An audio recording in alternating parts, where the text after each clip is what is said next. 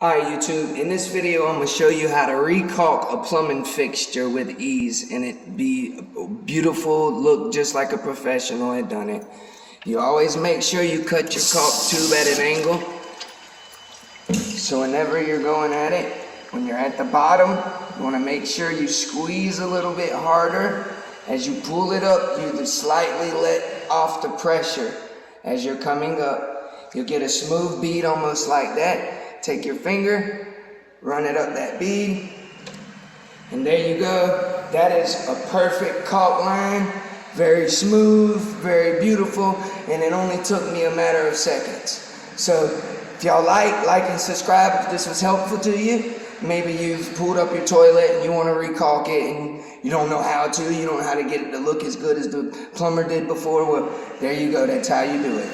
Y'all have a wonderful day.